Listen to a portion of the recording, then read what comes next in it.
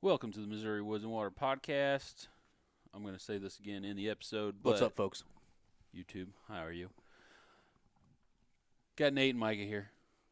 We should have got on opposite sides of the table for aesthetic purposes. Why aesthetically? Yeah, I don't know. So, Probably. People on YouTube were like, what are you guys looking at? Yeah. There's a screen There's a over TV there. right there. Yeah. Screen. Welcome to the show. Yeah. Episode 253. This one was a bit of an audible.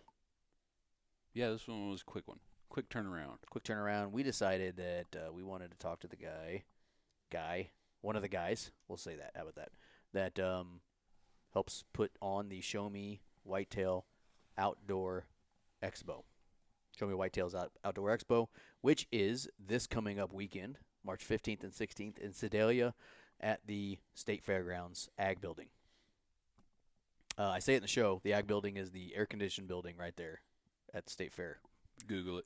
If you ever go to the State Fair in the middle of August when it's hotter than death, you know exactly what building I'm talking about. It's got the Mizzou shop in it, the gear. It's the one where you get some relief. Got some AC. Yeah, that's nice. When you're Not that we're going to need it, but not today specifically, but that's where it is. And so it's this Saturday and Sunday, 9 to 6 on Saturday, 9 to 2, I think he said, on Sunday. I believe so. Bring your deer to get scored. $10 entry fee. Kids 12 and under are free. Check out all the booths. Check out all the booths. A lot of cool mom and pop type shops, I guess I'd call it, and some other bigger ones. But it's a growing show. This is the third one. Yeah. Third year. Yeah, I keep getting it wrong. This is the third year, so it's first year it was at their shop. Second year was at the Johnson County Fairgrounds, and now it's at the Missouri State Fairgrounds. So, and then a little teaser spoiler, of the show. There's something coming up for next year in the show. So our guest today is Russ Arnold with Venture Outdoors, who is assisting in putting together this. Yep. He's out of Warrensburg. Warrensburg, yeah. Check out his shop. Yeah, if you ever been, I've got some by cool it. stuff. Yeah. We're not going to talk about hunting because next week there's we a little talk bit about hunting. There's a little bit of talk. Well, I mean, hunting me and in the you, show. we're not going to bullshit about hunting right now. I got you. Okay. Because we do that next week. Yep. And then we're probably going to do it the week after. Probably so. So we're just going to get into sponsors. We did not handle that business before. So let's get into them now. Let's start with Jason Patterson Land Team Whitetail Properties. It's like Andy was saying, it's about that time. People are posting properties for sale. You might be thinking about it. I know Jason is. Slanging that land. Yeah. So if you guys are in the market for either selling your property or looking to buy property, give Jason Patterson a call, 816-824-6282. I could barely read that up there. My eyes are getting bad. I couldn't tell if it was Increase a 6. the font. I couldn't tell if it was a 6 or an 8. Jason.Patterson at Whitetail Properties if you'd like to send him an email. Yep. For sure. Reveal cameras by Tactacam. If we say our cameras are dead, we need to go get them one more time. If you guys are big turkey hunters, you know me and Nathan don't really mess with the turkeys that much, but probably need to start thinking about getting those cameras ready for Actually, that's not a bad idea. For turkey Start season. checking out where them flocks are. Yeah. Are they in their winter flocks right now still? I don't know. I think they are. Probably. Got that winter flock. Yeah. The birds are together.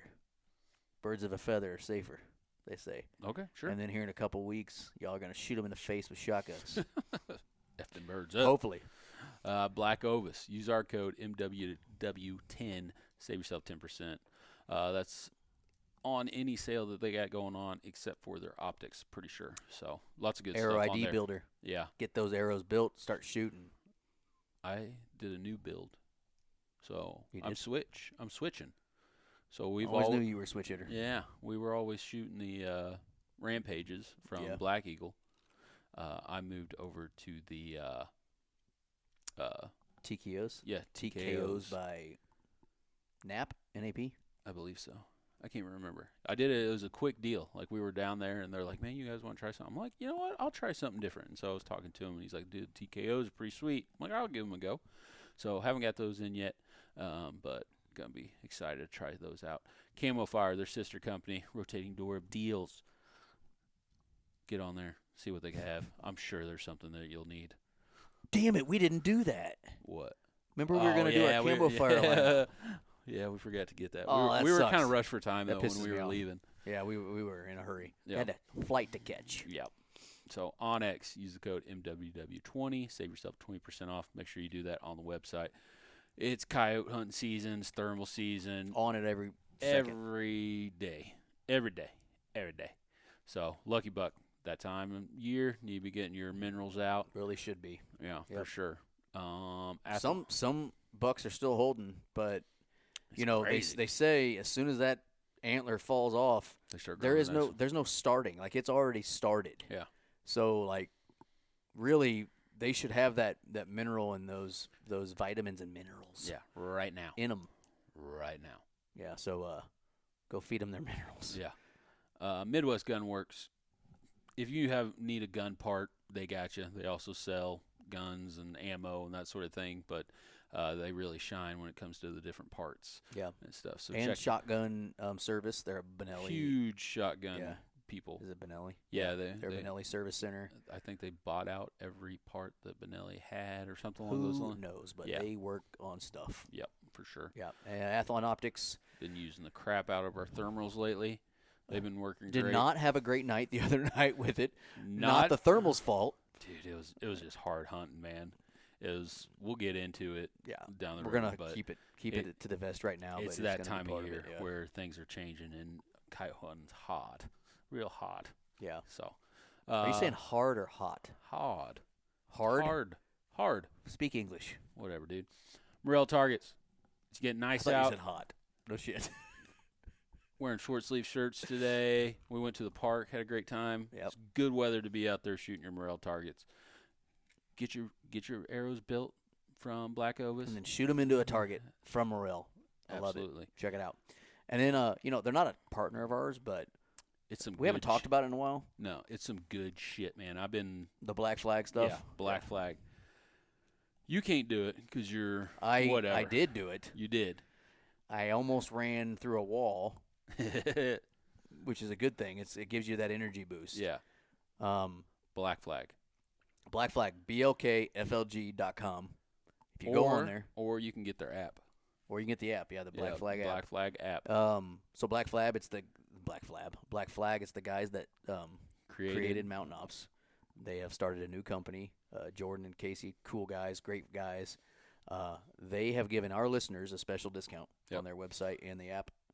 You put in MWW in the discount code section when you are right when you're about ready to checking out, and you get a discount. You get a discount, and it is the highest discount they're offering at that time. Yeah, so when I went and bought stuff the other day, it was 25%. Yeah, so right now, as far as we know, it's 25. It could be 50. Could be 50 if they have could be 50%. So you could get a giant fuck you from them. I'm sure they always got some type of deal going on, but it's really good shit. Andy likes to call it coyote hunting fuel, which that is true. I drank one before we went out, and then I drank one while we were hunting, and I felt great all night. Makes me and then think when I of went home, Boy. Crashed. Tackling view. Yeah, and when I mean crashed, like I just laid my head. I went to bed. You went to sleep. It wasn't a big deal. Yeah. Didn't have those caffeine jitters. I didn't have caffeine jitters. Yeah. My body doesn't do well. I'm not going to talk about it, but I've got some medical issues with my throat, and caffeine messes with it, and so there's quite a bit of caffeine in that, and unfortunately, it messed with it. Yeah. So is what it is. My body, I felt good, I was awake, but that had issues. So it's not like it made me jittery, because the stuff they got in there is set up to not make you that way. No. So that's a good thing. I have taken something that made me feel like I was on crack. Yeah. And this is better. It was another company, wasn't Mountain Ops, somebody else, and I was like, like your skin was crawling almost. Ooh, see, I don't like that. Yeah, like you were so amped up that your skin. This stuff, I just feel good on it. Like I'm just like, I'm feeling good, feeling ready to go or whatever. Yeah, I noticed when you were naked. Use the code MWW. Yeah, that's all the sponsors and Black Flag. Yeah. For the week, but I don't really. We talk a little bit. We talk about his deer that he missed and some other dude killed. We talk about morel mushrooms. Yeah. We talk about and we talk about the expo, and we go in a few rabbit holes. Sure, but that's what we're known for. That's what we do. So let's just get into our show with Russ Arnold with Venture Outdoors representing the Show-Me Whitetails Outdoor Expo 2025. Hoorah. This is the Missouri Woods and Water podcast. Welcome to the Missouri Woods and Water podcast. Micah here, Nate here. We're here. And our guest, which is maybe the quickest in-person turnaround we've had. I don't really know. Usually these things take weeks to plan out. You got, include Andy in it. You got 3 grown adults with children, and then, trying to get our guests all on the same schedule. It just never works out. Yep.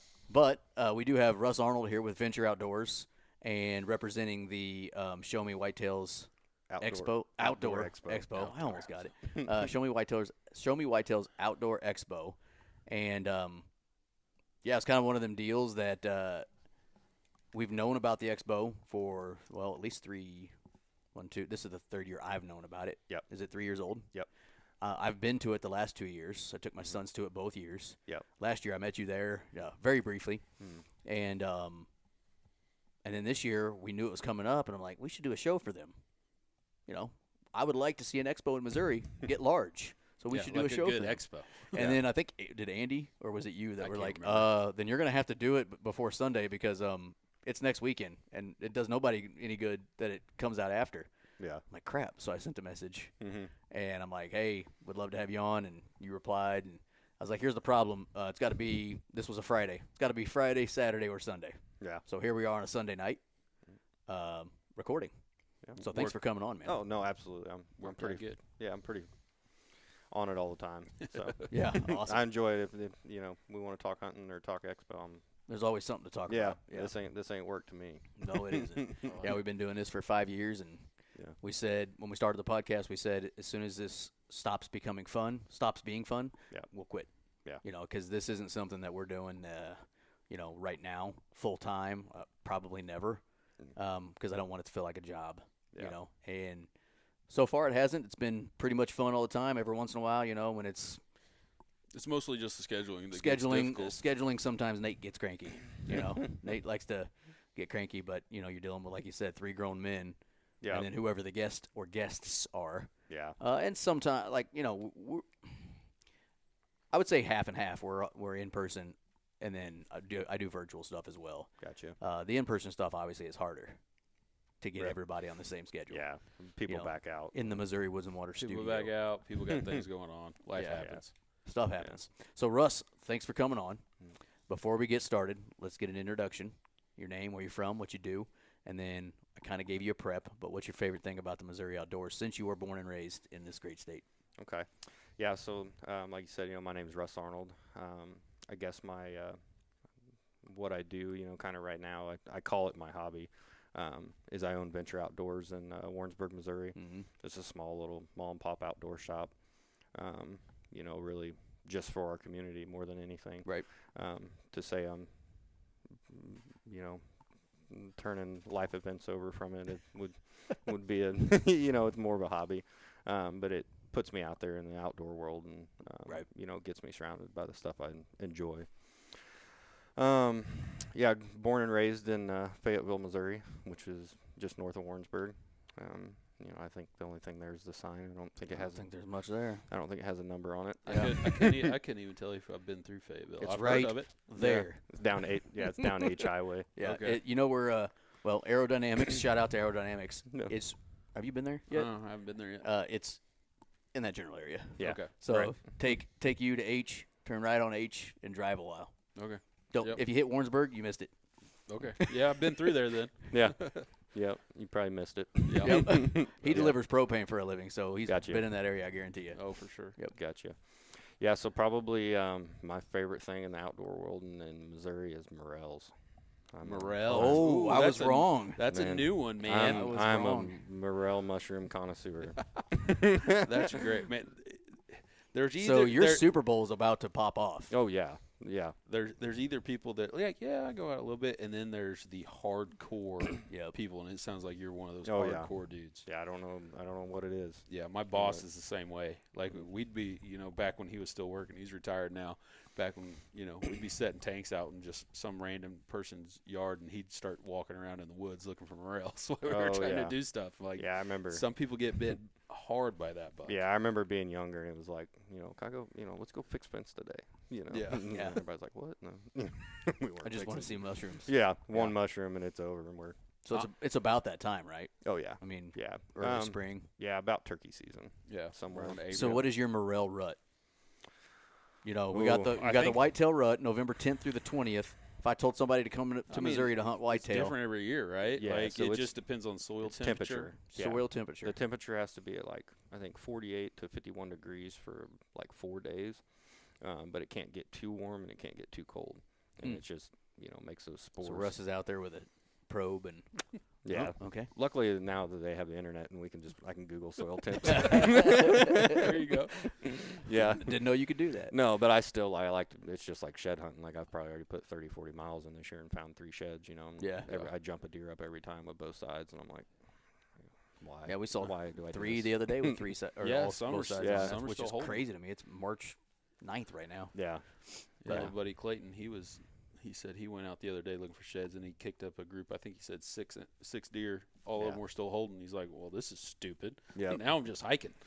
Yeah. Which is that part of why you like morel so much? Is you get to get out into the timber and do Yeah, your I don't thing. know. Or, I mean, do you just love the way they taste so much? oh that yeah. I mean, that's part of it. that's definitely probably half of it. I mean, the other half is just finding them. Like I don't know. They come up one time a year. They're kind of a sacred, you know what I mean? Right. There's something to them. right. They come up, perfectly. And some years you find, thousands of them, and some years you find a couple hundred of them. And Yeah. I think the most I've ever found is like 20. And that's Oh, man. probably giving myself some credit. Of course, I don't go out there. Like specifically Like, looking I'm for 'em. usually out there doing something to my deer property, and I start walking around. Oh, there's one. Oh, I'll look for 5 minutes. I don't ever specifically go out to look for morels, I'll be honest. Yeah. so I mean, They're great. I love them. yeah, we've got like spots, that Yeah.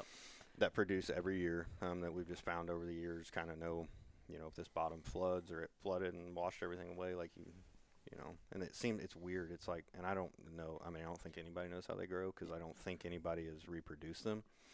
I don't think you can. I think Like you can't genetically I don't think so. grow one in a lab like you can green Other- beans. Yeah. Yeah. Now, one weird thing I did find about them was we cleaned out my great-grandma's old house and ripped all the sheetrock off, and we threw it in a pile. And me and my dad went back there one year, and there were, thousands, like all over the sheetrock pile that had broken down. Really? And they, like, were glowing, like almost, Like Like- neon? yeah, like see-through. Oh, really? And so I don't know if you're supposed to eat those, but Do they taste okay? But we ate all of them. no, we definitely did. We did. Well, and then- sheetrock is gypsum, which is Yeah. a natural occurring mineral, I guess you'd call it. And so I couldn't gypsum is in the ground. He used to be in Yeah. the sheetrock business, Yeah, so I he used knows about sheetrock. Gotcha. Hang that rock. Yeah. Yeah, so sheetrock's made of a good amount of gypsum and All right. fiberglass and all But kinds of besides throwing down sheetrock, give us one tip or one hack or something. If you're going to go out and look for morels, give us what should we do? Yeah, I don't know. I mean, I've heard trees. Really there just has to be moisture in the ground, I think, more than anything. I really don't know. moisture, heat. No, you don't want.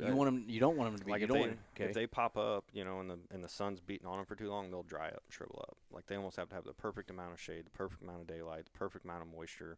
And then I went out and find them on the down a cow path in the driest little spot ever. I'm like, how this doesn't make sense. Yeah. So It's no funny rhyme you or got those reason. spots. I got a buddy, and I won't name names.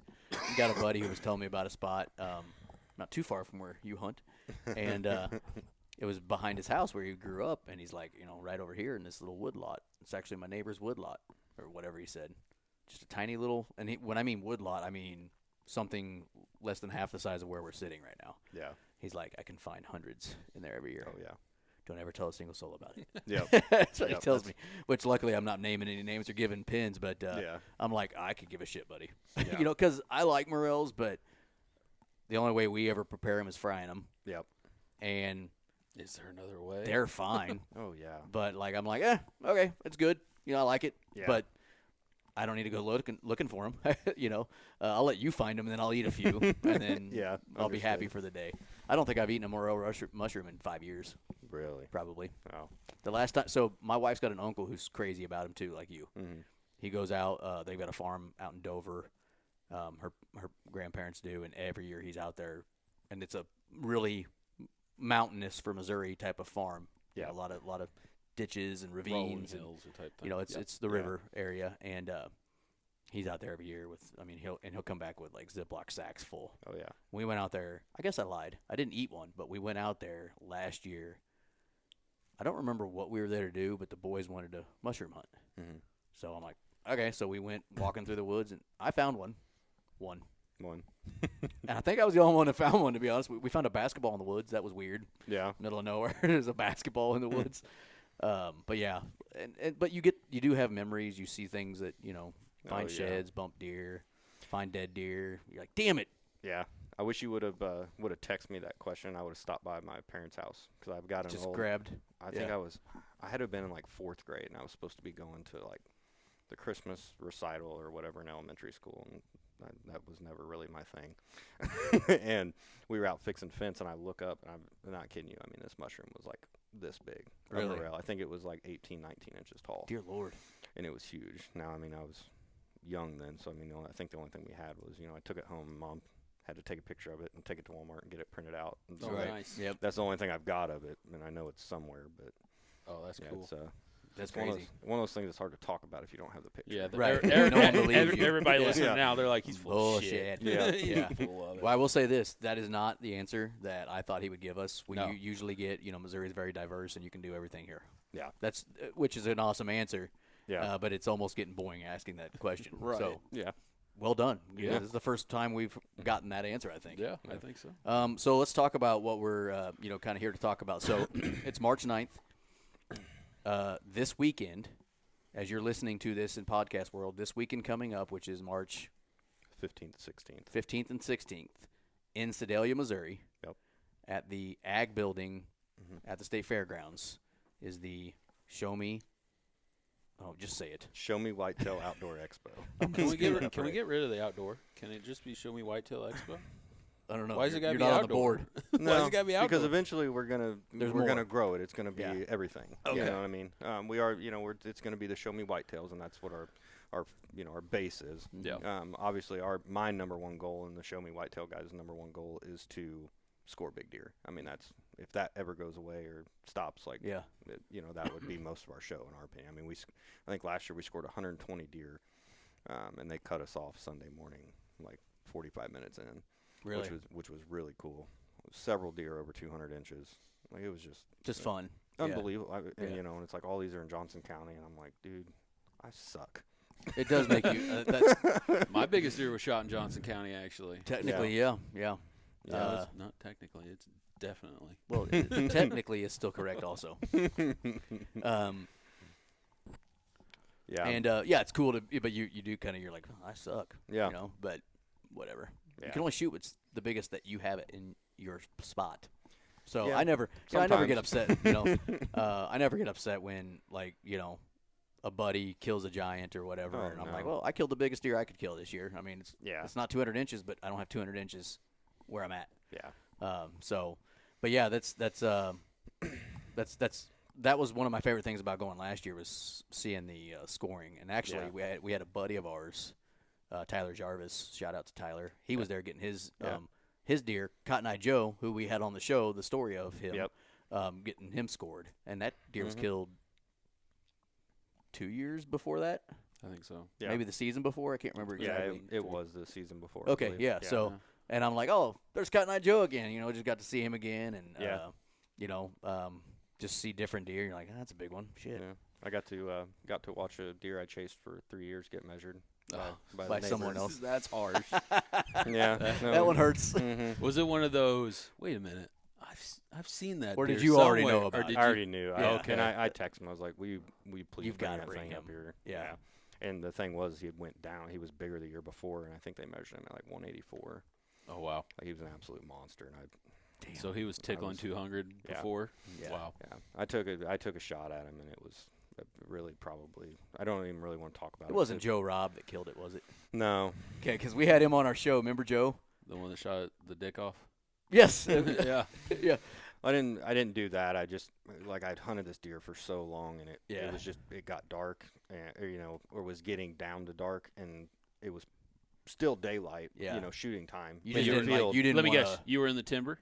Oh yeah, I was Okay. I was on a field edge, and I was like drawled back on him, and he's like perfect, dark, and I'm like, Man, and I'm like, it's been 2 years, like I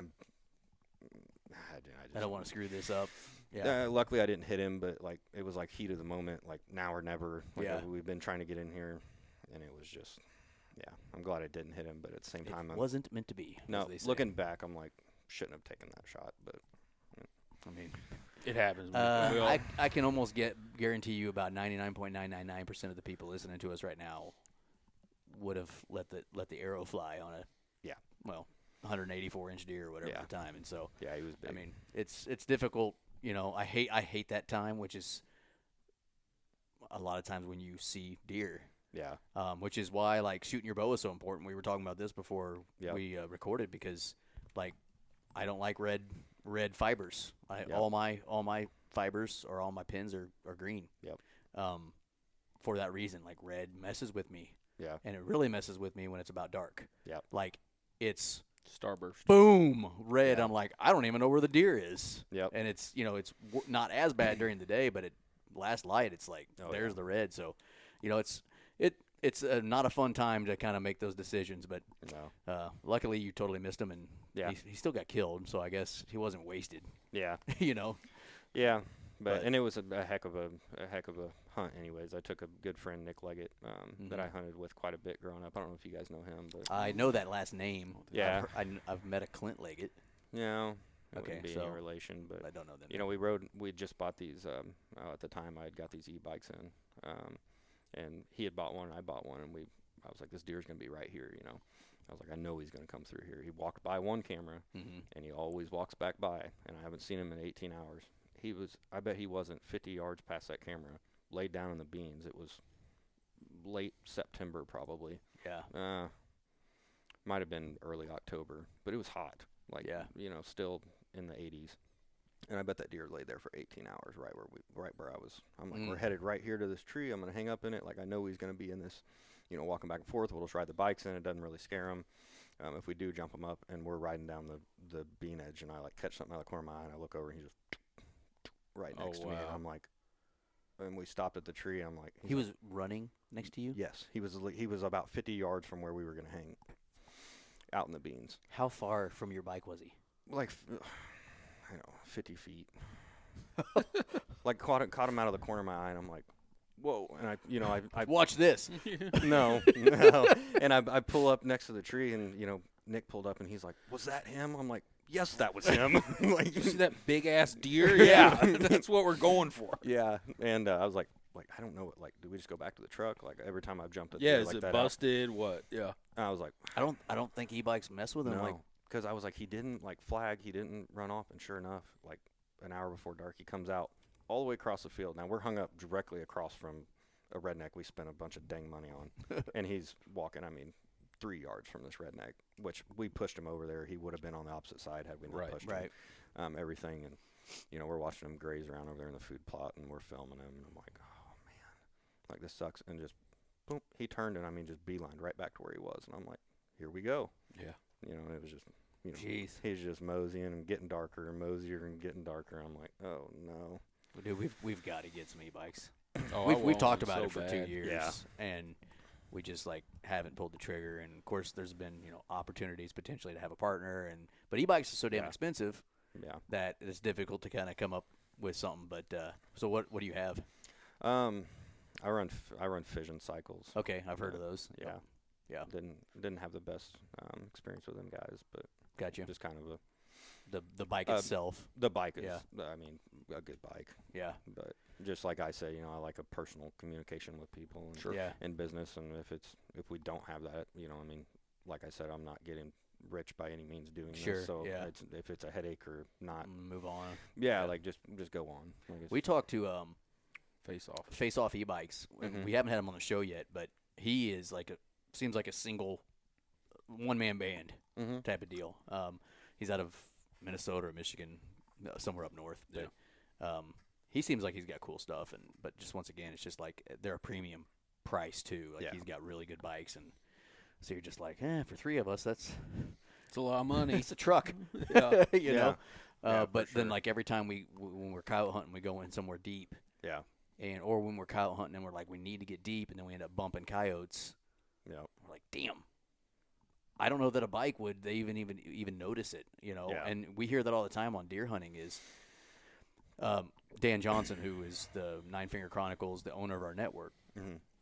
He got an e-bike. This is last year, and it's in a property that like his access is really bad. Mm-hmm. And when he got that bike, like he would go down this path, and there'd be does like laying out, and they just put their heads up, look at him, and go right back down. Yep. And then he would get to the base of the tree, hide the bike, and go up. Yeah. And he got a lot more successful Mm-hmm. after he started riding that bike in. Yeah. And it's like they don't associate the bike with a threat anymore. Yeah. Even though it's literally the thing that's trying to kill them, it's like they associate it with like they would an ATV. Yep. It's or a tire, tractor. Yeah, it's a tire track on the ground. It's not, you're not dragging your feet. I mean, Right. Obviously, I'm sure you guys don't drag your feet, but you know what I mean, rubbing on everything. Nate just out there trying not to wreck. But all right, out of the rabbit hole, back to where we're going. So the Show-Me Whitetails Outdoor Expo. Yep. This is the third annual. Third year. Year. Spoiler alert, we are going to drop some awesome news at the end of this, but we're going to make you wait for it. You can always fast forward if you have to. But so talk about like how this start, like where this come from, and talk about where it started, which I know it was in Warrensburg. Yeah. The first 2 years. Like how did this whole thing come together? Yeah, so it really started. My dad killed a buck down south that the neighbors had named the octopus buck. He kind of hunts this farm, and just fell into it, and it was a buck guys were already chasing, and whatever. And it was, I put a tape on it. Now I can't even hardly remember the numbers. I've seen so many deer now. I want to say it was 180 range, 189. He was real tight bracked, and so I measure him out, and I'm like, no way, and measure him again. I'm like, holy cow. Well, then my buddy Chase killed, which I think at the time was the number 3 typical 4x4 in the state of Missouri. Because the 8-pointer. Yeah, I measured. We all get together in the shop. Where I had it the first year, and I was putting tape measures on them and measured my deer, measured Dad's deer, and my deer was like 148 inches. And I set him, which is a good deer, but I set him up on the table, and my buddy Chase had brought this big 8-point in, and just kind of flopped on the floor, and I was like, oh, he's so perfect that you couldn't tell how big he was. Right. And I just got done measuring mine, and he set up next to mine. I'm like, well, hang on. I'm like, mine fits inside of yours. I'm like, what? Let's put a tape measure on that. And he was like 171, 172 inches. Shit. And I'm like, I didn't measure it. I'm like, I'm not doing this right. And measured him again. I'm like, well, that's what I got. And then I called Johnny at J&R Taxidermy down at the end of H Highway. Got him down there. And he measured it. And he was like, holy crap, man, this thing's 170-inch 8-point. Then I actually called Kevin. I'm like, dude, bring your tape measure. Like something weird's happening. Somebody's messing up here. Yeah. And came down. He's like, no, it's 170-inch 8-point. So we hunted down the show in California and took these deer up there and got them scored. And that's just kind of where it started kicked off. And so it really started like as a place to bring your deer. Like it was a show, but the focal point was, hey, you can bring your deer, any deer you want, and get it measured by official scores. Yeah. Well, and so my thing was I'd never been around that caliber of deer. Yeah. That I had like kind of not possession of, but was like involved with. Right.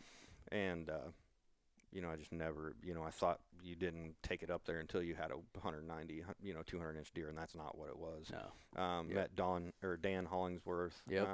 Larry Kirchhoff, Shannon,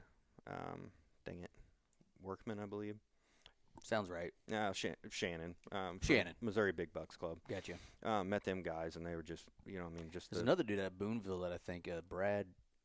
Oh, Harriman. Yeah. Yeah. He does the Beatles too. Yep. Yeah. Yeah, he actually bought a blind for me, and nice. That's what I'm saying. Just those guys in general, like being around them, it was like, okay, this is not what I pictured, and it was just awesome. Everybody was, families were bringing their deer and getting them scored, and it was like, it made me feel like what we do at the shop, but on a bigger scale. Yeah. Yep. And so I was like, well, I have a bunch of guys in Lawrenceburg that would be interested in doing this. And the Show-Me Whitetail guys came down, and Landon kind of put me in touch with the scores and stuff, and had a pretty good, a good showing. I don't know if you came out to our shop there off H Highway. I think the first year we had it in Warrensburg. No. But the only time I've been to the expo is at the Johnson County Fairgrounds. Gotcha. Yep. Yeah, and them poor scores, man. I had no idea that many people were going to come. Yeah. Yeah, I told everybody and their brother about it. Like, bring your deer. Like, these guys are coming, and like all my buddies, all their buddies, and show up. I mean, our whole shop was just lined with deer, and then poor scores. Finally at 6 o'clock, we're like, I'm done. like no more. Like, and it was awesome. And I was like, told them guys like, hey, let's kind of step towards, growing an event, getting it bigger and getting more vendors. And so we went to Johnson County. That's me and the Show-Me Whitetail guys.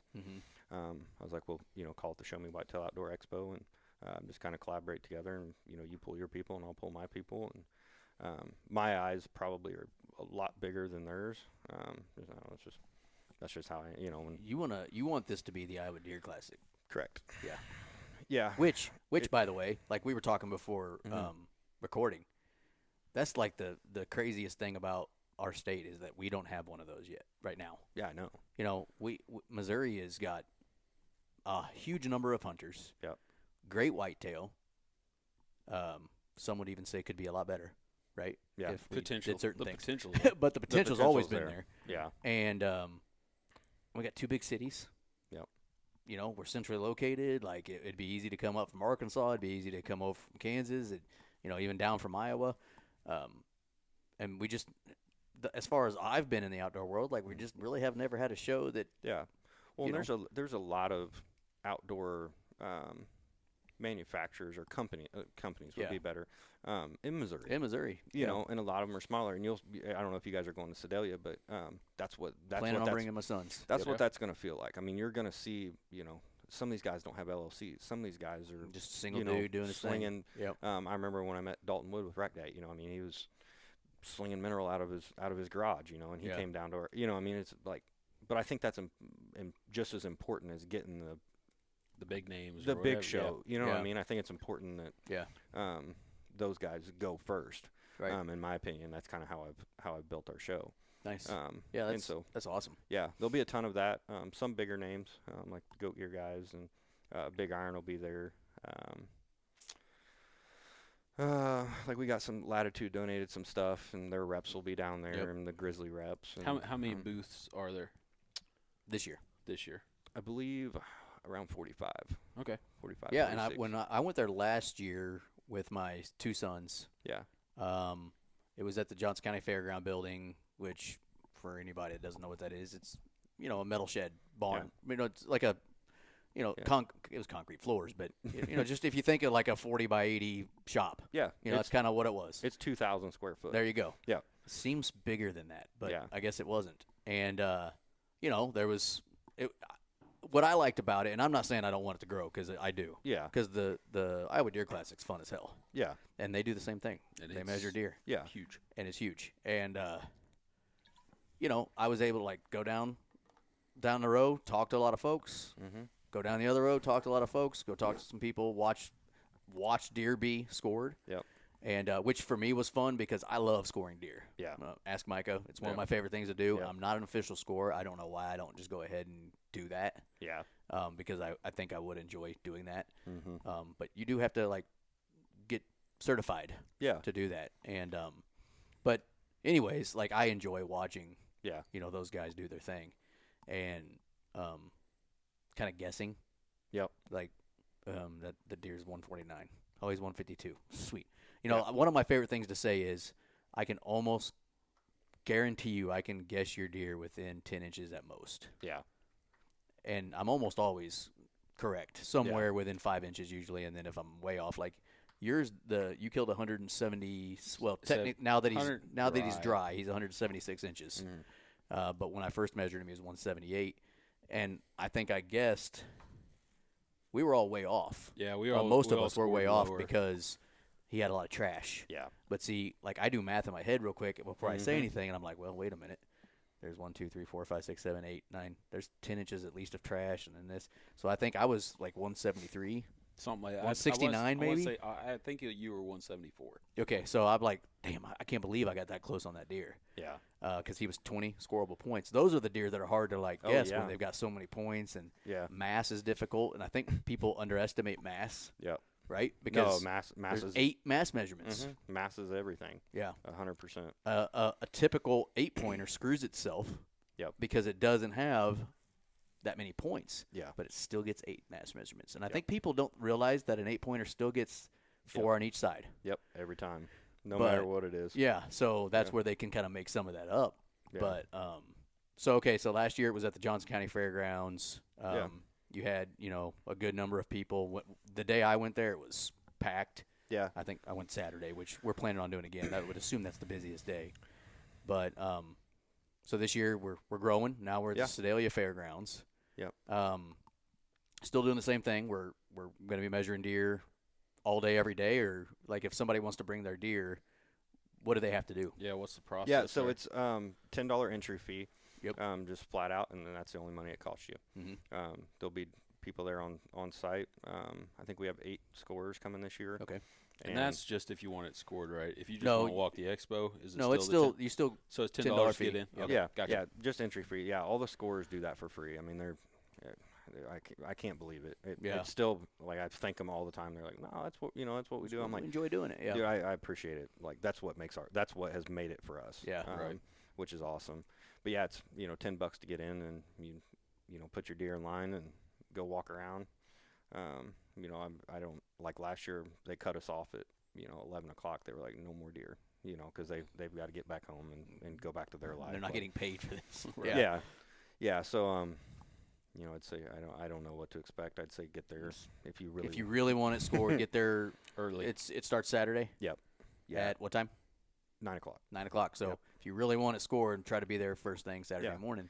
Yeah, absolutely. And then you'll get your deer in there, and then there's food.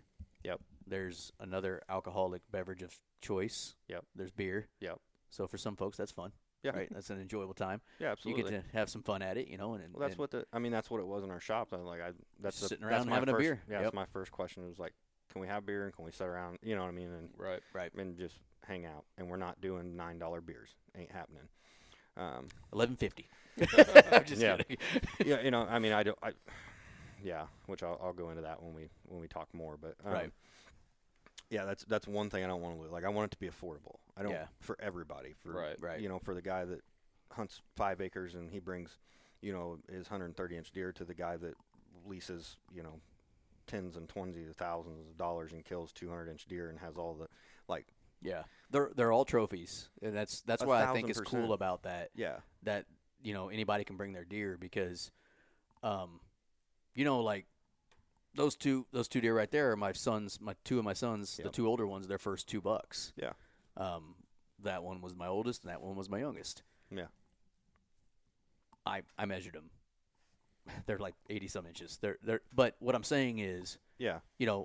if your son or daughter killed their first deer this year, even if it's that big, like Mm-hmm. it'd be cool to take it and let them get their first deer scored. Yeah. That is a trophy just as much as 180-inch Baraka, which is the Yeah. name of that deer last year, or 150-inch deer. Yeah. I don't think people realize what it takes for a deer to make 140 inches. Yeah. Because I got a lot of buddies. We're in that same group. Like we're like 140.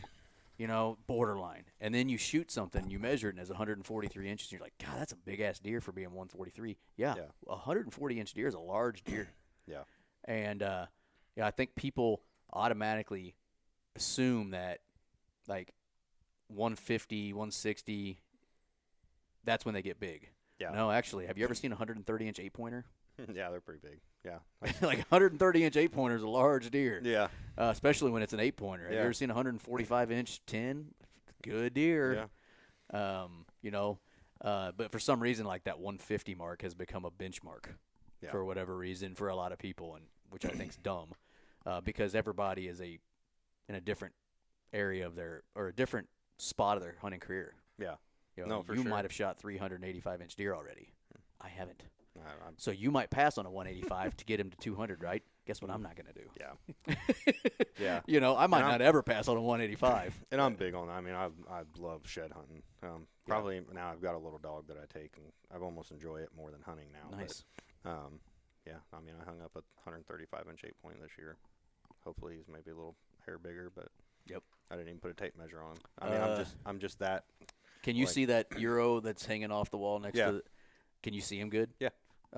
That's a big-ass G3. Or Yeah. is it a G2? I can't remember which one. G3, yeah. That's a big deer, right? You know Yeah. what he scored? Just take a flying guess at it. I was like high 120s. High 120s. Yeah. It's a big deer. Yeah. He doesn't have any G1s. Yeah. And he broke off other stuff. Like, so he doesn't have anything to score, but it's still a mature. And how big was that deer? He was big. A large deer. He also was full of infection. He was swollen. Yeah, he was nasty. But, Gotcha. you know, it's just kind of one of them deals where, like, does it get your blood pumping? Yeah. Is it? Are you going to be a proud person after taking Yeah. that deer? Yeah. That's all that really matters. But unfortunately, we do get sometimes looking, you know, at racks, Oh, yeah. and you know, oh well, I'm shouldn't be proud anymore, or you know, or maybe I shouldn't get it mounted. Yeah.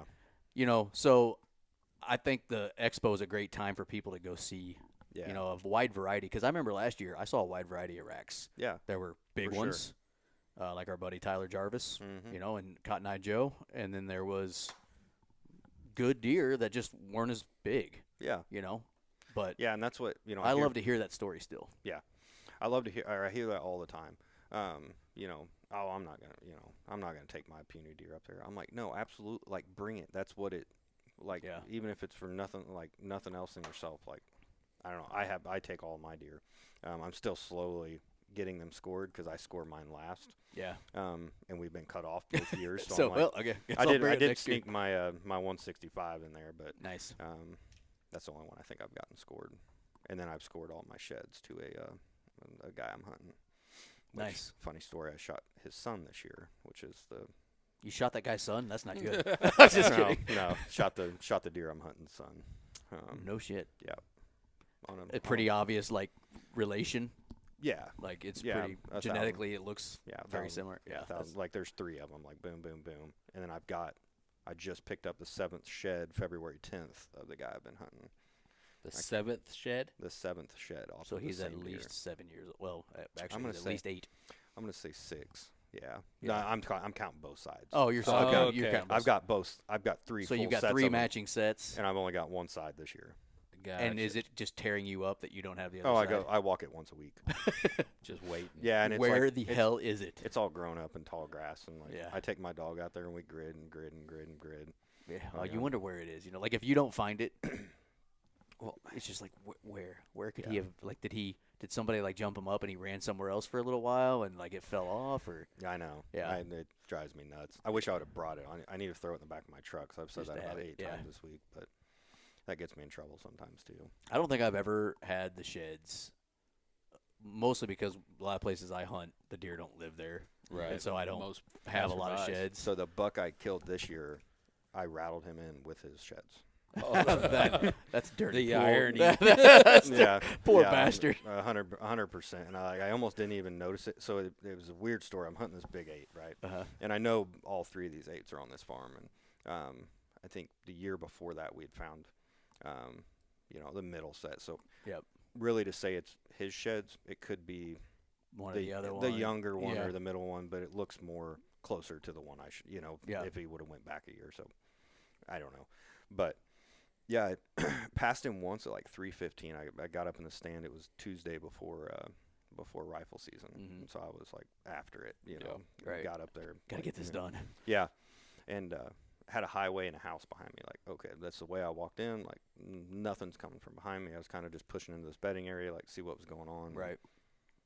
I turn around, here he comes, walking right by me. I'm like, what in the world? And I'm like, okay, that's the middle one. I'm like, where did he come from? Like, my truck's over there. There's no woods back there. Like, I can see everything else. Mhm. Like, where did he come from? Get down closer to dark. I turn around and boom, there's, I'm like, it came from the same spot. I'm like, that's got to be him, and I've already saw the other one. Yep. I Yeah. shut my brain off and went straight into Kill mode. killing, and it was the same deer. He somehow looped back around and and I guess crossed the highway way down and then ran back down. I don't know That's how the he rut, got, man. I don't know how he That's got the over rut. there. They do dump. Like the one I killed, or the one Micah killed. What is that? That was Thursday before? Yes. No. Yeah, the Thursday before you killed him. Wednesday. No, it was Thursday. Because then the next day, the deer you were after was killed. Yep. And then Saturday you killed him. Okay. Sure. 2 in the afternoon on the Thursday before rifle season.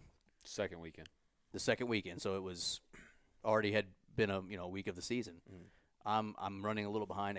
I get my truck parked at like 2 something.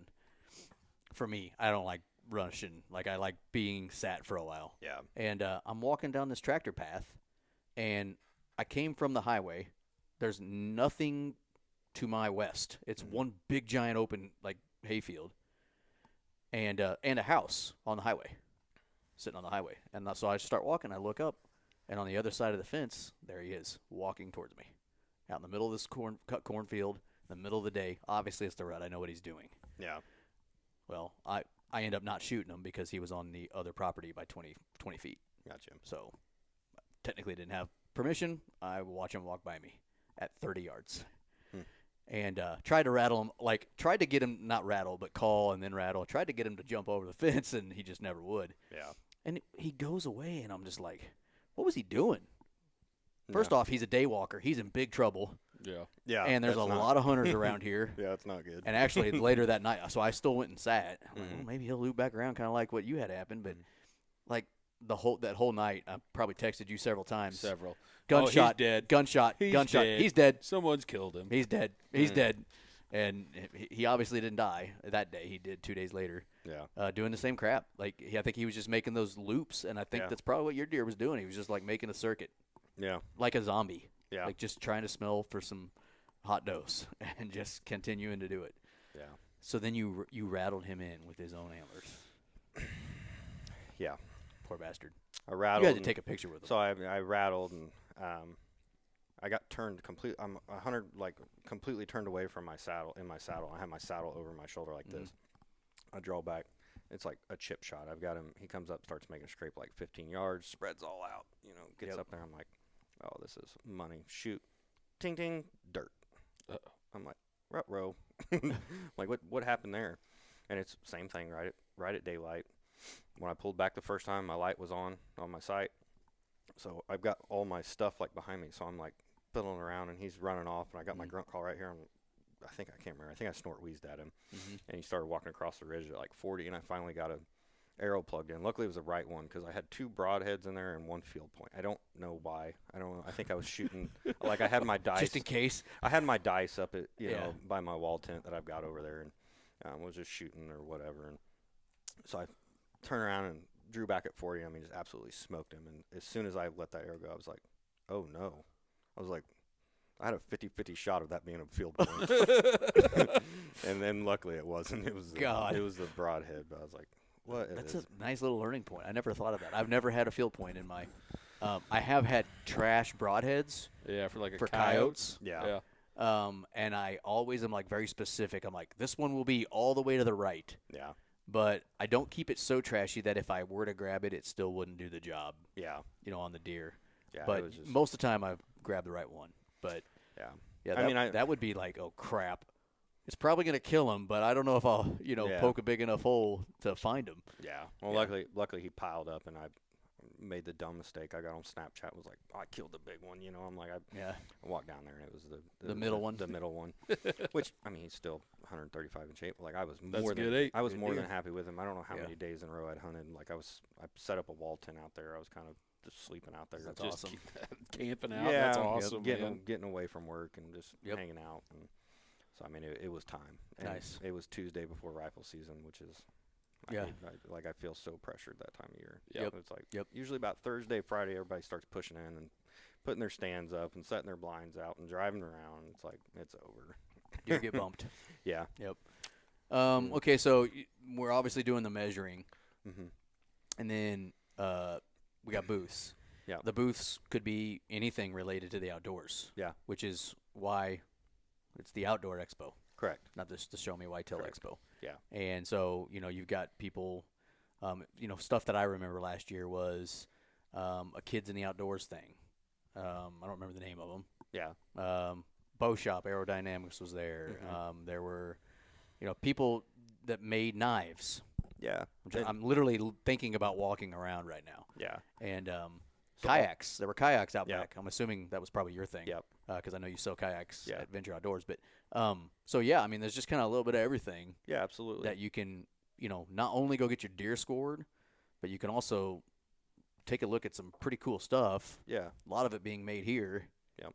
And maybe get you, business cards or buy something. Yeah. Like my son want me to buy him a knife. They always want me to spend hundreds of dollars on something. Yeah. Listen, I'm bringing you to this for fun. Mm-hmm. Stop asking me to spend all my money. Yeah. But so yeah, to kind of talk about kind of some of the vendors and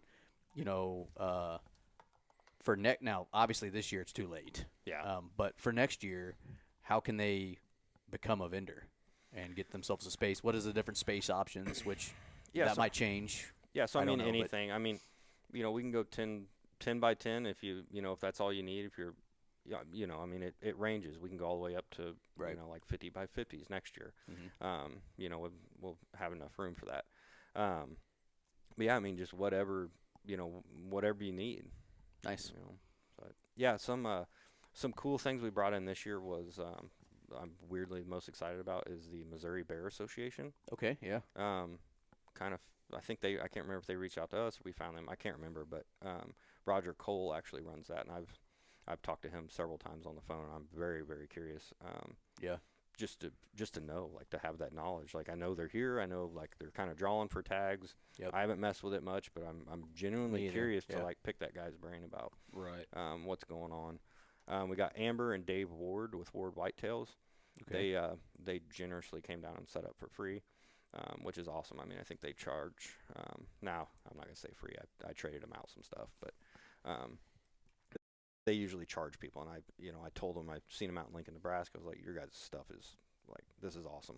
They find sheds and they're just like a display of whitetail stuff. Mm-hmm. Found them out in Lincoln, Nebraska, and they're like, yeah, usually, we charge this much to go to shows and stuff like that. I'm like, I'm not paying. well, yeah, well, yeah. So like, I'm just not there. I don't have the money. Right. Like, Right. I tried to get all the vendors. I think we charged like this year $250 a spot for vendor spots. Yeah. Like, Yeah. we're not striking gold here. Like, we're trying to do something for the community. And Right. so like, now that I know that going in, I understand why I need to market it a little better and get maybe some of those bigger sponsorships. And I think, like I said, we'll have the space next year to do that and make the, Right. to make that connection and draw some of that cool stuff in here. Maybe some bigger guys, Instagram guys, or promoters or whatever. Sure. Right. Yeah.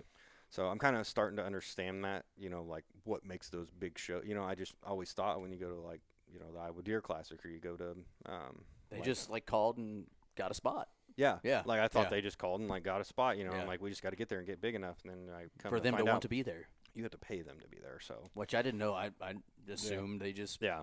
got a booth just like everybody else did. Yeah. type of deal. I mean, some people, Some and probably do. yeah, Yeah. and it's expensive to go in Expo. I mean, we've done it quite a bit, and it's hotels every night. It's fuel Right. getting there. It's time out of your day. I Yep. mean, it takes a lot of money. So I'm trying to. It's also a lot of energy. Yeah. Like, so we went to the I think we talked about this in our guest note. We went to the Western Hunting and Conservation Expo in Salt Lake City this year as a guest of one of our sponsors, and we had a booth set up, or a table set up at their, we're gonna call it their corner.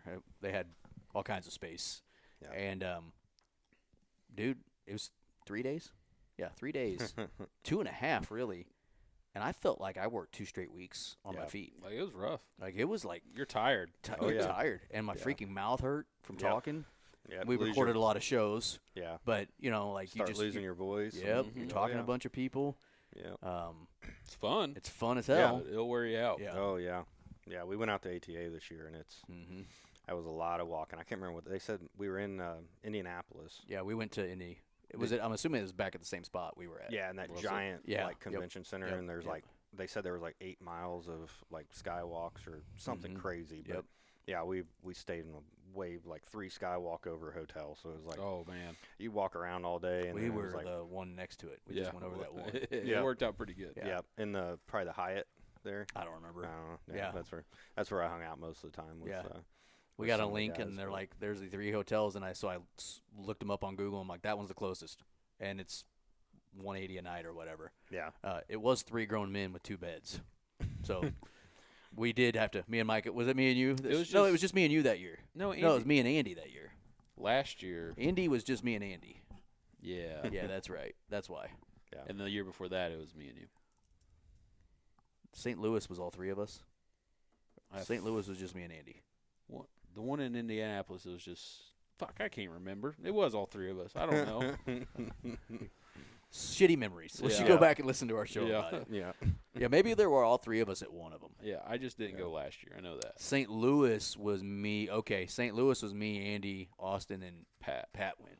Yeah. Gotcha. That's right. So, yeah, but yeah, like it's, but ATA's cool. Mm-hmm. But what I don't like about it is the public isn't there. Yeah. And there's something about a show when the public gets to come Yeah. and play with stuff. And that's what, like, the Western Hunt Expo is a public Yep. deal. And so, dude, it's just like the energy Oh yeah. that is there It's different. when the public is there is Yeah. just a different deal. Yeah. And I know ATA is not. It is made for seeing the new stuff that's coming out and making your deals on it. Yeah, for the I dealers. understand all that, Yeah. but I wonder what would happen if they would allow the public in just for like one of the days. I think it would. I think Yeah, it would they actually be actually- better for it. So I did like the survey Mhm. on it, and that was one of the questions is if they should open it up one day to the public. They should. I was like, heck yeah. It's not to be a dick. It's a dying show. Yeah. That'd be one way for it to not die. Yeah. Yeah, and I Charge was charge $5 a person to get in. How much Yeah. money would they make in just that one day? Yeah, I know. You know what I'm saying? Like just to help the show get back to where it was 10 years ago. Yeah, I want to say I can't remember what the number was. I want to say it was over 1,000 like unclaimed badges from dealers Right. this year. Yeah. It was relatively slow. Like Yeah. so I actually got to go on the manufacturer side this year. Mm-hmm. Like I said, the guy with Goat Gear, he kind of called me up and we were talking back and forth, and he's Right. like, "You want to just go with me?" I'm like, "Heck yeah!" Like he's like, "I'll pay for everything, whatever." He's like, "Do you need me to pay?" I'm like, "No, like it." I have a shop. Like it's a free ride to me. Like I'll get enough out of it. Like that'd be Yeah. awesome. And It's I a want, write off. yeah. And I Who want writes it off? Write off people. yeah. And I want to, I want to see what the manufacturing side's about. And I've, growing up and knowing about ATA and stuff, I always Right. knew they gave the award away. And, they were like, we got invited to the banquet the first night. I'm like, holy cow! Like I cannot wait to go to that. I was so royally disappointed. Yeah. Every single person in that room was talking so loud. They were given the guys up on the stage talking in the microphone, and they were giving some guy that had taught like 15,000 kids something archery, and everyone was talking so loud you could barely hear what they were saying over the Oh, intercom. man. Yeah. Damn. And I'm just like, what a bunch of disrespectful. Right. Like, I was excited. Like, You were wanting Like, that. You yeah. wanted Yeah. the full experience. Yeah. Yeah. and it was just like, it's the same 100 tables and the same Yeah. thing every year, and it was kind of like, Well, like for ATA, not to be like some genius on it, but multiple big bow companies have pulled out of it. Yeah. It's the Archery Trade Association. They kind of need bow companies there. yeah, Like I feel like if you allowed the public in, that might entice them to come back, so that they're showing the public their stuff, or whatever. And of course, I have no idea. yeah, I don't run shows, but ATA, for instance, the Western Hunt Expo this year, compared to the last time we went to ATA, which is last year, it wasn't even a comparison to the sizes. Western Hunt Expo whooped Huge. its ass, and really. Absolutely. I don't remember ginormous. seeing one bow. There was Hoyt. Hoyt was there. No, there was a few bow ones. I just don't recall any others. Yeah, we just Yeah. didn't really focus on them. It's not focused on just archery, so there's a lot more at that deal. Yeah. But just the if you took the public out, it'd be just a lot more dead. But the public, that Saturday was crazy. Yeah. Just Sunday was crazy too, but Saturday for sure was just. Yeah. I mean, it was just you could not barely walk. Yeah. And this is a place that the size rivals the convention center in Indianapolis. It's huge, and it was just people all over the place. Yeah. So And that's fun. Yeah. That energy's fun. Mhm. Like when you walk in and it's flowing and it's going, it's like, here we go. Yeah. Like, it's a blast. yeah, When you walk in and it's like, man, where's everybody at? It's right. like, oh, From no. a business standpoint, I guess that's nice because you can go, you can talk to if you're a buyer, Mm-hmm. you can go talk to your new bow company and ask what the products are and Yeah. make your sales, your sales pitch, which, whatever. I don't know why we're talking about ATA so much, but Yeah. so the idea, like I said, of the Show-Me Whitetails Outdoor Expo, Mm-hmm. is to grow the expo into something that, Missouri can be proud of. Yeah, absolutely. Well, and that's the thing. Just like, you're talking about the energy at that expo and, like, the energy at Iowa, like, how would you guys be feeling, like, going into a big show like that and you're like, I'm going to, I know Russ and Kevin and Right. all these guys that are going, like, these are our people. You know what I mean? Yeah. These are our neighbors and stuff. Like, I have serious FOMO because I didn't get to go up to Des Moines. yeah. Like, I really wanted to go this year, Yeah. but I told my wife, I'm like, well, next week I'm going to make sure I get to the thing in Sedalia. So Yeah. I don't want to be gone 2 weekends in a row. Yeah. today. And today, that was yesterday, Yeah. we would have had to leave like 5 in the morning, and we wouldn't have got home till probably 10 o'clock that night. Yeah. And I'm like, so that day is gone. Yeah. And I really want to try to go support this deal next weekend because it's the Missouri one, but that's going to be a full day likely as well. Yeah. I won't have to get up as early, and I'll probably be home earlier, but I'm still going to try to be there for a while. So, Yeah. so like I was like, screw it. Yeah. We'll go to Sedalia next week. So Yeah. that's cool. Is to get Missouri's show space where it really deserves to be because Yeah. so you're in year 3, you've grown every year. Yep. And the icing on the cake is next year we're growing again. Yep. We're So going. let's hear the Yeah. big announcement or whatever you can say. Yeah. And I mean, I can pretty well, I don't have anything lined out. Me and Mhm. Landon, the Show Me Whitetail guy, which that's a Facebook page, and then we named the expo after that. Right. And we co-op on the expo. Me and him went up there Thursday to the American Royal in Kansas City. That's, I think, 95,000 square foot, and then there's another, I think, 6,000 or 7,000 square foot banquet hall that we're gonna. We don't know everything that's gonna go down. We've got some really cool ideas in the work. I Right. don't know how much I should say and how much I shouldn't. Sure. Just like, going down and talking to other venues, and now they're throwing an expo. You know what I mean? It's Right. like every time I say something, it's like I get excited, and I'm like, I don't think about Let's people. do this. Yeah, like I don't think about people stepping on me, and it's like Yeah. I spit it out, and the next thing you know, you see it on Facebook, and it's like, well, crap. I had that idea. Yeah. Yep. Yeah, which I mean, is what it is. Yeah. But yeah, that's our part, plan. That's and part of being a human, unfortunately. We've been screwed several times, and Yeah. you have had ideas, and then you're like, wait a minute. Yeah. Well, okay. Yeah, which I mean that it is what it is. I mean, Yeah. there's always that. But Yep. yeah, no, we're really excited. Me and Landon went up there and checked it out, and it's a go. We're everything's hammered out, and now the work begins. Yeah. So So that's next year awesome. we're gonna be in KC Mo. Yep, we're being which, Kansas City. Thank God. Yeah. Not that I don't like St. Louis. Yeah. But I don't want to drive 3.5 hours when I can drive 40 minutes. Yeah. Yeah, and we're pretty pumped. I mean, and I can't, like, I really think all our vendors will go with us again. I mean, 90% of the ones we had last year went with us to Sedalia. Yeah. And that's important to us, is to take those guys and maybe draw some bigger guys to get them exposure. Those guys I was talking about that don't have LLCs, or they don't, you know what I mean, to get them in that realm of, some of these guys have never even done shows before. Like, they have no idea what to expect. Right. And there's a lot of outdoor companies in Kansas City as well. Yeah, Like, it might draw some of those Yeah. as well. And it's in Kansas City, so you can draw a lot of outdoorsmen from Kansas. Yeah. Right down I-70. Yeah. And we got something really cool coming with that. So we're gonna. As long as it's not the Jayhawks. That's all I care about. But it's gonna be something like that. Nice. Oh God. I'm telling you now, I will stop Yeah. supporting you if it's not about Mizzou. No, I'm just kidding. No. But yeah, so remember this year, March 15th and 16th. Yep. In Sedalia. Yep. At the fairgrounds, the Ag Building. Yep. At the fairground, which is in the southwest corner. You said Southeast corner. Yep. Southeast corner. Which is, for people who go to the state fair, by the way, that is the air conditioned building. Yep. Right when you walk into the state fair, to the left a little bit is the building the Mizzou gear is in. That building right there. Yep. There's I a giant. guarantee you people know what I'm talking about right now. Yeah. There's a giant train cart out in front of it. Yep. And right there off the corner of the racetrack. Yeah. So I'm guessing you'll park in the main parking that you would like at the state fair. No. There's a whole nother. There's a parking whole lot. nother parking lot Yep. for that. Okay. Yep. Nice. So I'm hoping it doesn't hold everybody, but yeah. Right. So that's at starts at 9 o'clock Saturday. Yep. And then Sunday as well, 9 o'clock. Yep. Sunday 9 to 2. And then Saturday's 9 to 6. Yep. So Yeah. $10 entry fee per person. Yep. I'm assuming. Yeah, Kids and then 12 different and or no? under free. Okay, so 12 and under free. So Yeah. you know, bring the kids.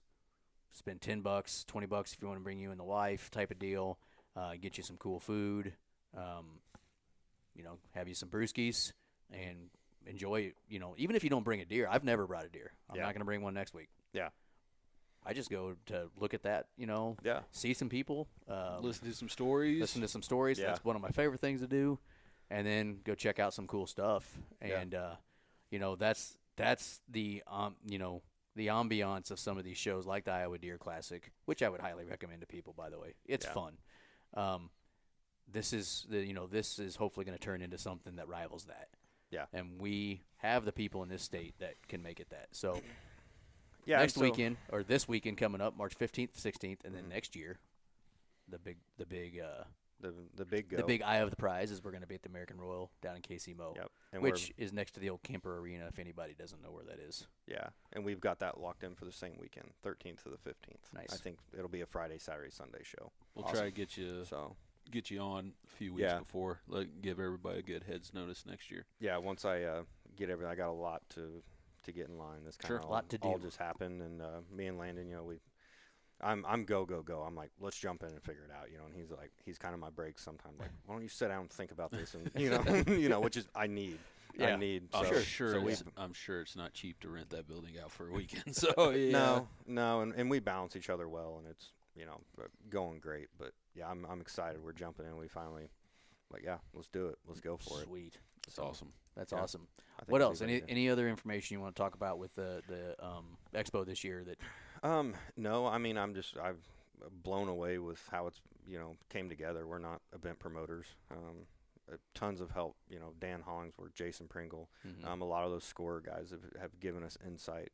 Like Jason Pringle, he's a rep for a lot of companies. He gives me a ton of insight. I mean, I can call him and ask him. We're not promoters. We're hunters. Mhm. But we want that crowd. Pretty much of like. Now I know getting to 100,000 square foot in the American Royal, like that's a little far away from being in the shop. But I'm hoping we can still mimic that feeling, and just the amount of, all the vendors that have been a part of it. I try to have a relationship with, call them and personally talk to them and build a relationship with them. Right. So it is like we're sitting around in the shop where we started, and keep it there. So those guys have been, they're calling, they're promoting, Yeah. they're excited about it. They're building hype around it, which is awesome from a promoter standpoint. And that's what you want. We were talking to one of our shows out at in Salt Lake City, and they had a personal relationship with the guy that was running the expo, and the first year they had their booth, they kind of ruined other people's booth because they were the star of the show. Yeah. It was Mountain Ops back when Mountain Ops was owned by these guys, and the next year the guy was like, man, we love you. I can't believe what you did last year. We need you in the back. We need you to be the anchor. Yep. So that everybody flows through and gets to you. Yeah. And they personally knew the guy Yeah. that ran the expo because he personally had a relationship with him when they decided to become, go out there and get, I think, was it a 10 by 20 booth? It was a big enough booth to fit a car in, fit a something truck like in. that, 20 They were by giving a 20. truck away. Gotcha. Yeah. That was like their big thing, and it went crazy. And Yeah. so you hope that you have a good enough relationship with each of the vendors that one of the vendors has one of those moments Yeah. where they're just can't No. miss. Absolutely. And then the guy next to him's like, freaking dick. Yeah. Not that, but it's sometimes you're like, well, I'm getting screwed. Yeah. I'm getting overshadowed or whatever. But that would be a good problem. Yeah. You Well, know? and I think we're doing a great job. I think we're getting them in there at an affordable price for, I've always been the small guy on the totem pole, especially with the outdoor store. It takes a ton of money to do anything. I couldn't imagine having, building your own product or running, a lot of the organizations are nonprofits. It's Yeah. just the amount of time they put in for nothing. I hope we can get them to a stage of exactly what you're saying to boom. Yeah, And give them the opportunity they deserve. And Yeah. just- all these big companies that we know, Mhm. like the Goat Gear guys, the Huntworths, the Sitkas, they all started nowhere. Yeah. Everybody had those moments where they became what they are now, Yeah. whether it's, them, mountain ops. Think of anything in any space of the outdoor world. Yeah. Bows and arrows and all those things. We never had you wave to Facebook. Say hi to the guys on Facebook. Or not Facebook, YouTube. YouTube. Facebook can kiss my ass. But, you know, like, just all of them started somewhere as the little guy. Yeah. And went to those shows and figured out, like, where to go and had that moment. Yeah. And so, like, you never know what vendor you've got, small vendor that you've got at the show now turns into that next, you know, that next mountain ops story or the next whoever story. So for sure. That's got to be cool, like, to have an event where you're like, I was the first one. Yeah. 10 years from now, like, I was the first time they were at something. Man, I want that for those guys. Yeah. Like, I still want it for myself. You know what I mean? You know what I mean? Right. I mean, I'm right there next to them. I've got a booth right next to everybody as a small fry. So, you know, I want it as bad as they do to get in the big venue and get the crowd, you know, and get the exposure, you know, because like the guys without the LLCs and stuff. I mean, you know, you go by Mineral, like everybody knows the top, you know, 5 guys, or you got your person or whatever. Mm-hmm. You know, whatever it is, you know, maybe somebody walks through and they get a lifetime customer, not a $20 sell at an expo. It's like, oh, you guys are in Missouri? Like, you guys are kind of the idea. You guys are local? Like, well, heck, we'll buy from you, man. You know, right. And we'll quit ordering this stuff on Amazon. We'll give you a ring. You know, call me anytime. I'll answer my phone. You know, which I'm all about that. I mean, if I can't call and talk to somebody on their phone, you know, with about business, I'm done with them. I sent you the message on Instagram because I don't know your number, and you're like, call me. Yeah. So I'm like, okay. Yeah. Which is not. I mean, sometimes it's easier just to get a phone call out of the way and, you know, do it. So yeah, absolutely. Awesome. Well, hey Russ, thanks for coming on. Yeah. Such short notice. Yeah, absolutely. And talking about this, but do not miss it. You know, if you're not got anything going on Saturday or Sunday, try to get down to Sedalia, Missouri, which is a nice central spot, to be honest with you. It's a nice little spot. Yeah. Sedalia's a nice, you know, town. And get yourself out to the fairgrounds and support the Show-Me Whitetails Outdoor Expo. Yep. I got it by the end of it. There we go. I'll probably ruin it again, and support them. And you know, if you're down there, try to, like, say, hey, we're gonna buy one item from one vendor. Yeah. Yeah. You don't have to buy anything from anybody, but just say, like, you're gonna buy one thing from one vendor, and that might help them. You know. Yeah, that's probably the most pressuring thing about putting the event on is, like, you know, at the same time, it's like, I want to bring this guy in that's, you know, maybe smaller, you know, and I'm not saying anybody's like small fry, or, you know what I mean? I don't really know everybody's. Yeah. Some people's sales are bigger than others. Yeah, but I don't want to bring somebody in and it's like, crap, like that kind of, you know, I've wasted my money. You know, that's like the worst fear for me as a promoter of like somebody, like, you know, they could use that $250 in their, you know, buy or whatever. Right, their like booth they space spent was. $250, but they only made $100 on the day. Yeah, or and on then the weekend. Well, I mean, and you know, and they bought hotel rooms and everything else, and it's like, then they're like in the pits, like, crap. Well, I lost. You know, I've been that guy multiple times. You know, and it's like, I'm trying as hard as I can to not. For those businesses, I will that. say this: there are a shit ton of people out there, consumers. Mm-hmm. We're those consumers. I kick tires for a while before I make decisions. Yeah. So a lot of people will go to these, they'll play with it, and they'll think on it. Yeah. And then 2 weeks later, their sales skyrocket. Yeah. Because then Nate makes the order. Yeah. You know, or, you know, like I'll look at something and then I'll go Google it later and, like, you know, try to figure out, like, is there something that I'm missing here that I don't like, that I might not like. So I think there's a lot of folks that like to see and play with stuff. Yeah. So for me, expos are great. Yeah. Because I'm a hands-on guy, and if I can't play with something, it doesn't. Like, well, that thing I just bought for my tripod. Mm-hmm. Mm-hmm. I didn't get to. It's not on there right now. Yeah. I didn't get to play with it. I like it. Probably wouldn't have bought it. Yeah. Otherwise. See, and I'm awful. You know, I'll buy it, and if it's good, it's good. If it's not, never See, again. I have, like, one of those, like, I just lost a football game Mm-hmm. feelings when I am not happy with a person. Like, oh, freak, I just wasted 30. Now, in that case, it was only $25, so I'm not too upset about it. But, yeah, so I get it. So that's a chance for a lot of outdoor consumers to play with something. Yeah. And so I'd look at it that way. It's an opportunity to get your name out there more than anything. Yeah. So, For sure. Well, Russ, man, thanks for coming on. Yeah, absolutely. Talking about the expo. Have fun next week. Hope to see you there. Oh, yeah. I'm sure you'll be kicking it. And oh, yeah. I'm planning on right now bringing the boys. And so, yeah, we'll see you there. And hope we see everybody else there, too. Yeah, absolutely. All right. Thanks, man. Yep, thank you, guys.